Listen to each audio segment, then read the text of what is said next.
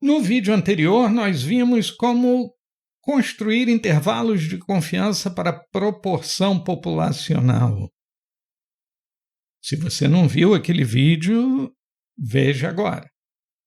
Porque nós agora vamos aprender como construir intervalos de confiança para a média. A ideia é basicamente a mesma, então eu vou supor que você entendeu intervalos de confiança para proporção. Vamos começar com um exemplo. Nós queremos estimar o preço médio da gasolina. Coletamos uma amostra de 48 postos, o preço de 1 litro de gasolina em cada um, calculamos a média de todos os preços, dos 48 preços, e chegamos a R$ 5,41. Este é o preço médio do litro de gasolina na amostra. Esta é a média amostral. De pesquisas anteriores, nós sabemos que o desvio padrão dos preços do litro da gasolina na população, de todos os postos, é de R$ 1,09. Este é o desvio padrão populacional. De alguma maneira, nós sabemos o desvio padrão dos preços da gasolina em todos os postos, na população. Então, nós temos a média amostral, mas o desvio padrão populacional. Nós queremos construir um intervalo de confiança de 95% para a média populacional do preço do litro. Vamos resumir o que nós temos até agora. A média amostral, que nós sempre escrevemos como x-barra. Nós temos o tamanho da amostra, que é 48, que nós sempre escrevemos como N minúsculo, e temos o desvio padrão populacional, sigma, que é R$ 1,09.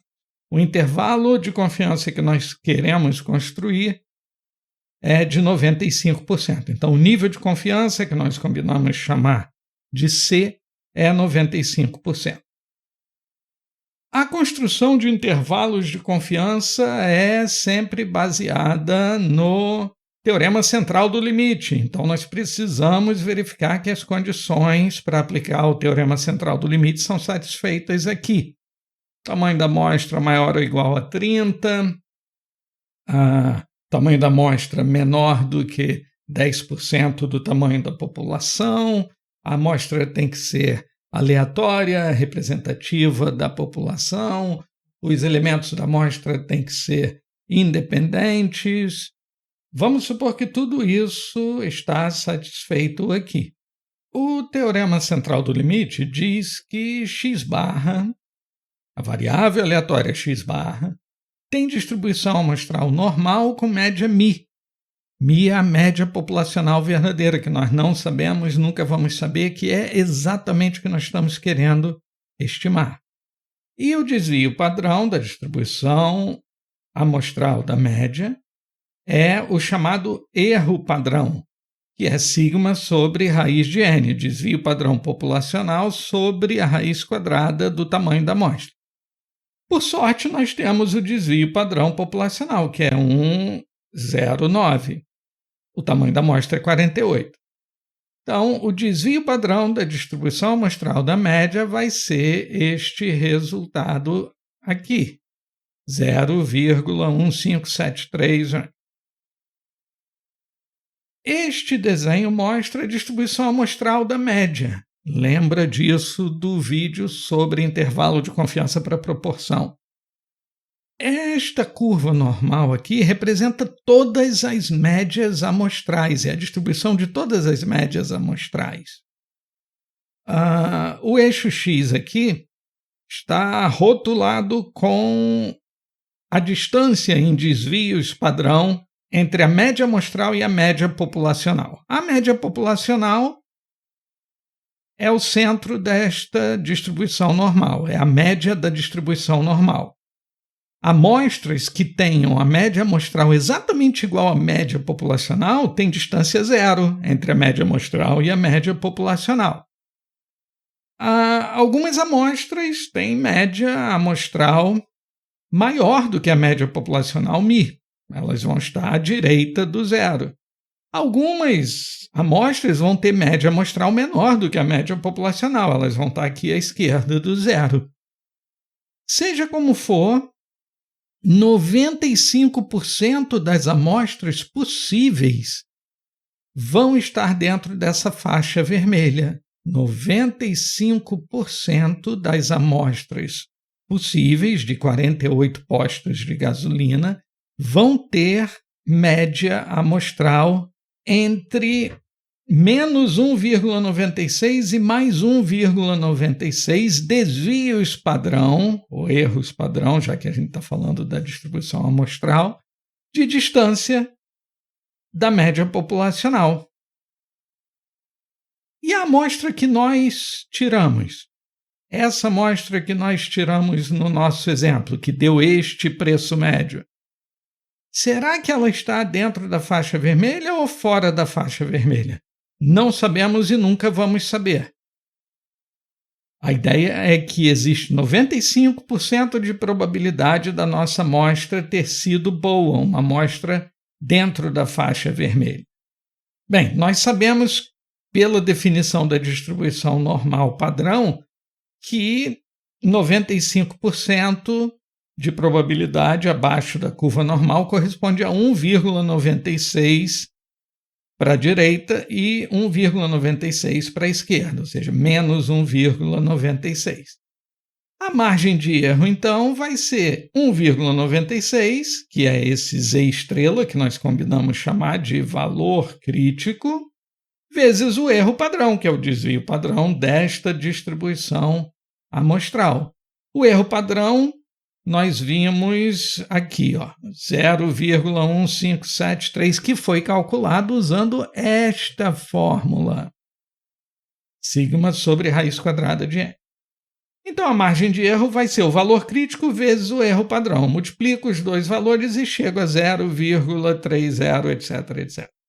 Esta é a margem de erro. O intervalo de confiança, então, vai ser a média da nossa amostra menos a margem de erro, a média da nossa amostra mais a margem de erro. Vai dar um intervalo entre R$ 5,10 e R$ 5,72. Isso quer dizer que a nossa amostra de 48 postos, que tem preço médio de R$ 5,41, se for uma amostra boa, coisa que vai acontecer com 95% de probabilidade, vai dar um intervalo de confiança para o preço médio do litro de gasolina na população de R$ 5,10 e R$ 5,71. E a margem de erro é de 30 centavos. O R faz isso para nós. Este algoritmo para construir intervalo de confiança para a média é chamado de teste Z, porque a letra Z é usada para representar a variável aleatória que tem distribuição normal padrão, média 0, desvio padrão 1. Este teste Z pressupõe que você sabe o desvio padrão populacional. É o nosso sigma que nós precisamos para calcular o erro padrão. Esta situação é irreal. É uma situação tão rara que o R base nem tem uma função para isso.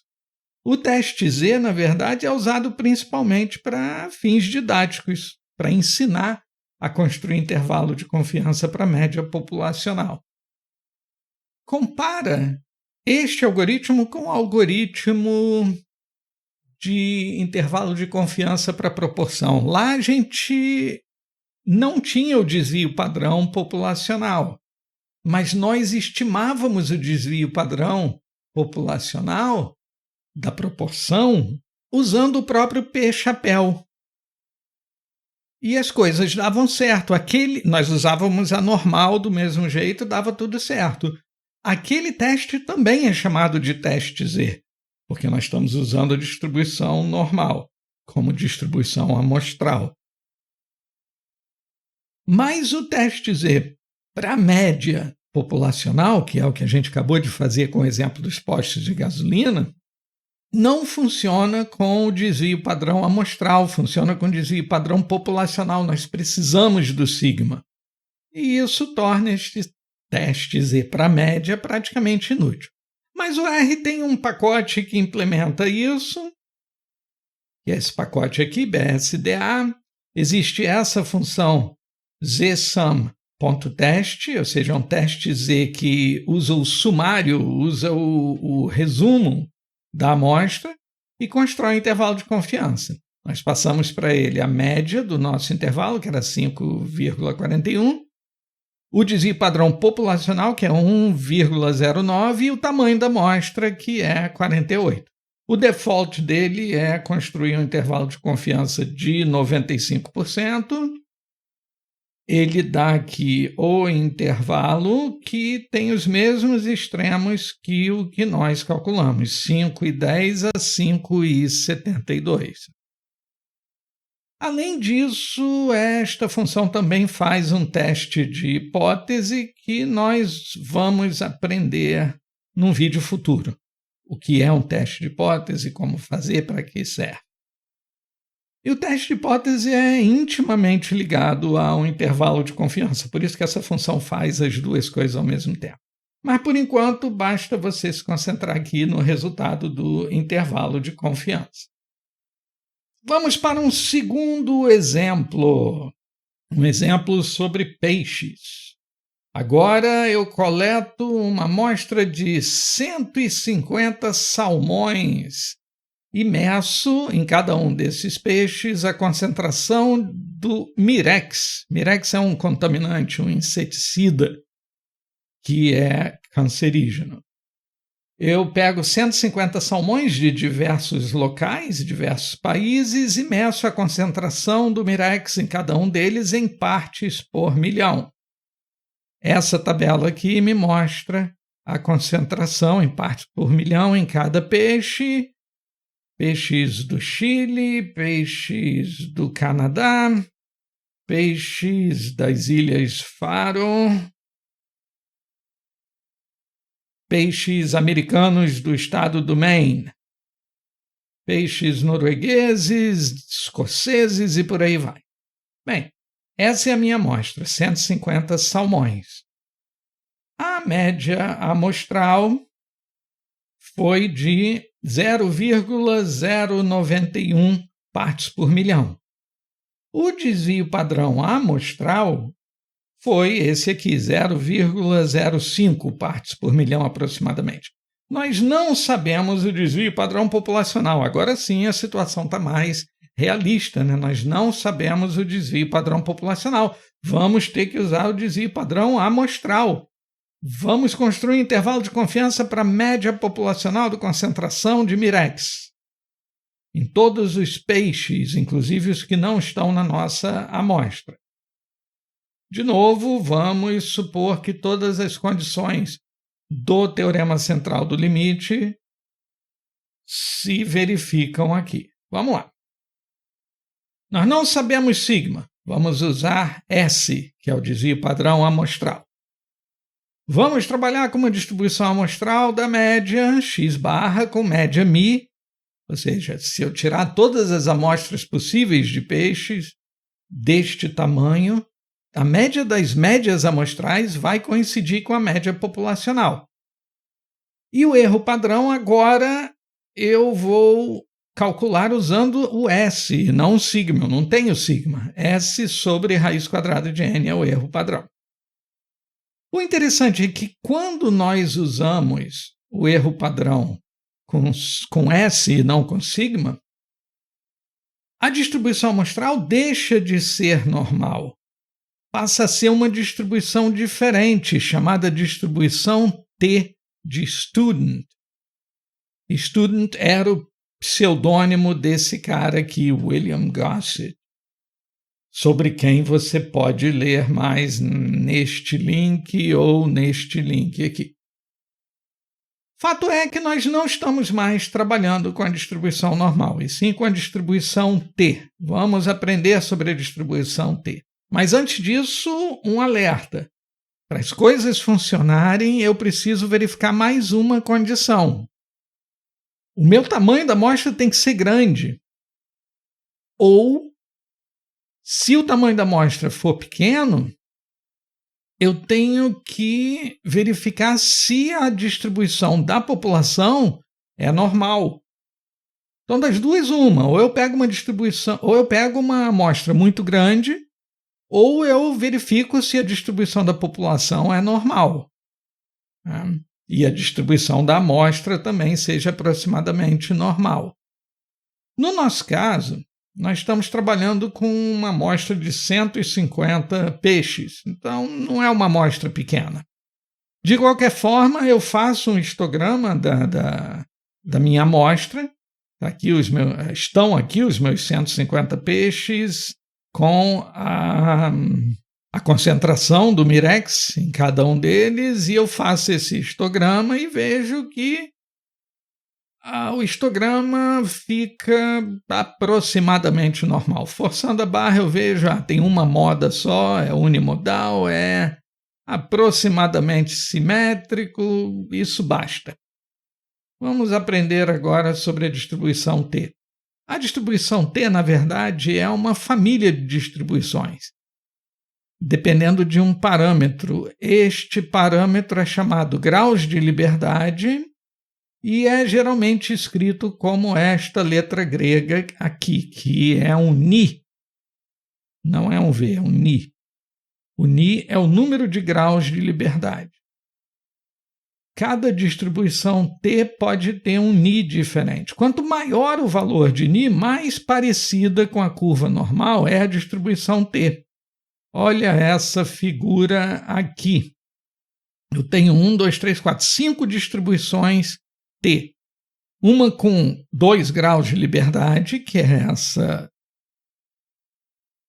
roxa.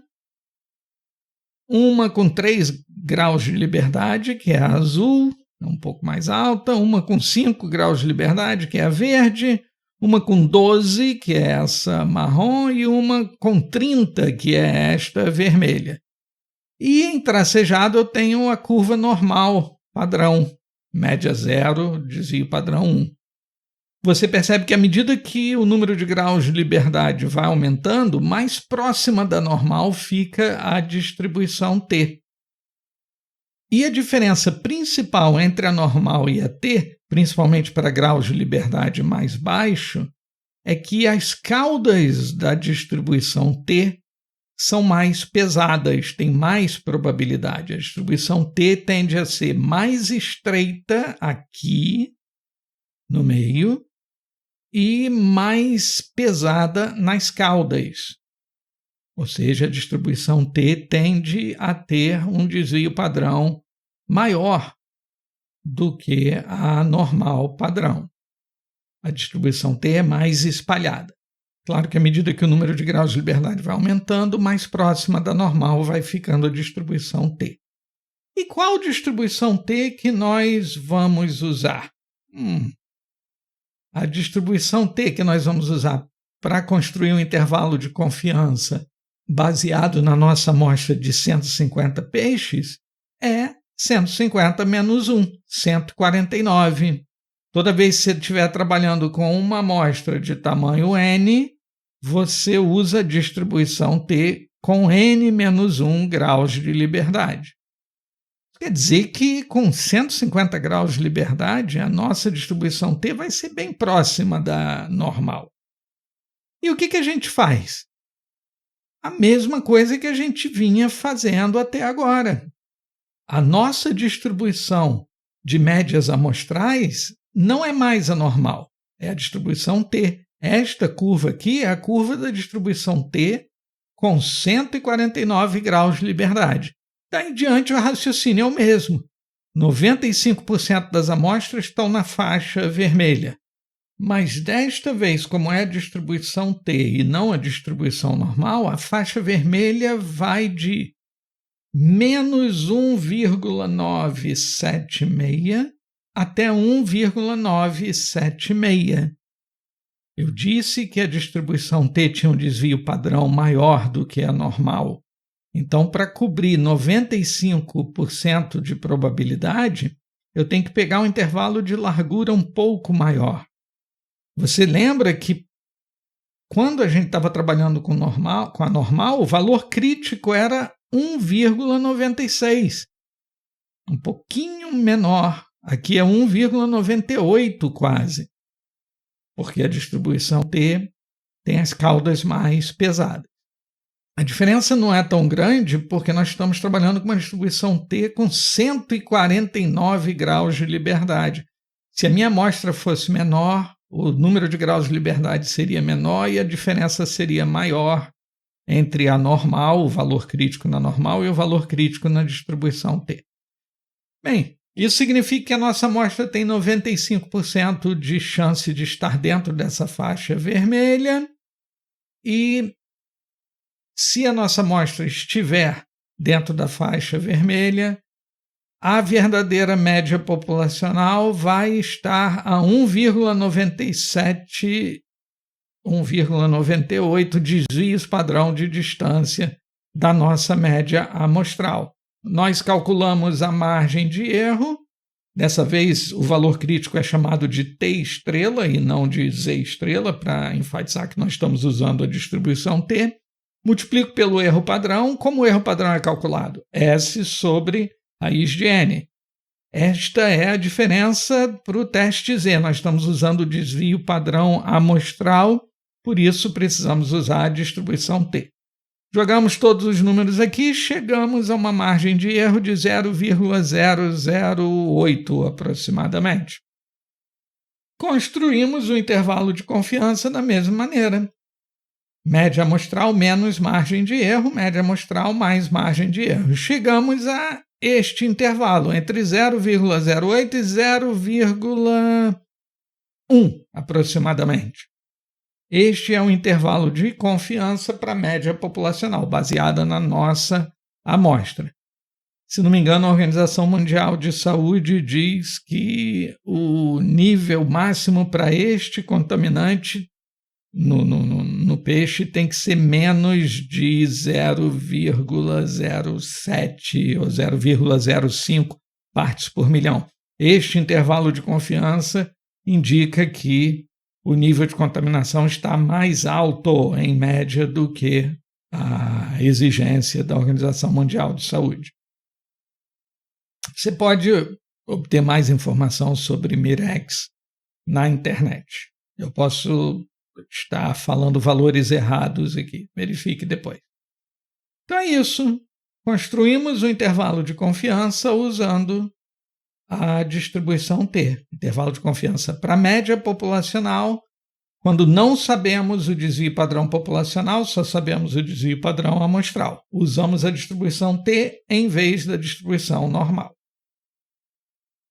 Não surpreendentemente, o nome deste teste é teste T. O nome desse algoritmo é teste T e o R base tem a função t.test, que calcula o intervalo de confiança e também faz um teste de hipótese.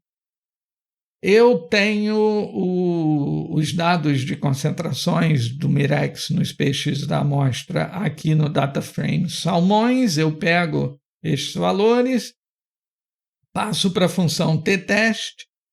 Por default, a função já usa um intervalo de confiança, um nível de confiança de 95%.